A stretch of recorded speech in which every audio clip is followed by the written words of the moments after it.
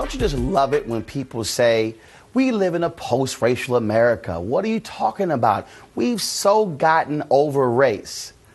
Right. I don't quite think so. The fact of the matter is, race is still a significant issue in this country.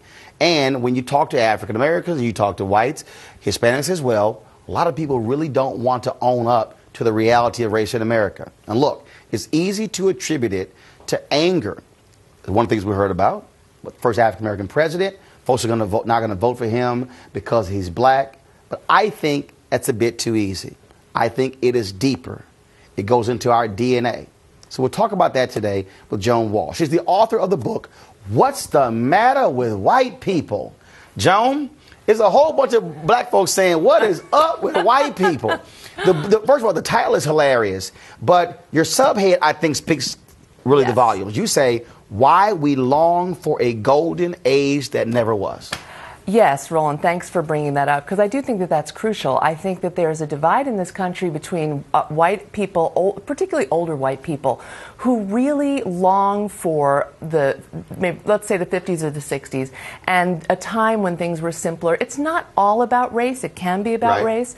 But what I feel has been lost, that I got in my family, is a sense that government helped create our success. Government lifted the working class, the poor. GI Bill. Let's talk about that. Exactly. Starting with the New Deal, then the GI Bill, then we were building public universities for everybody. We were guaranteeing home mortgages so you could get your first home loan. We were building roads out to the suburbs so you could have your white picket fence.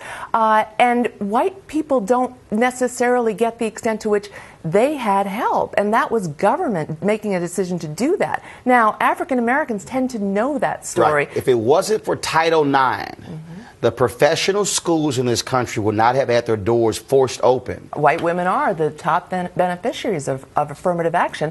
And before that, we had a lot of affirmative action for white men. And I think that it really creates this divide in the way we talk about politics and the way we think about government, because white people are like, we did everything ourselves, and then these other people No one helped us. No one helped us. You know, I tell the story in the book of my Irish Catholic working class family. My parents came from Ireland on the eve of the Great Depression. They had 6 kids. They were very poor.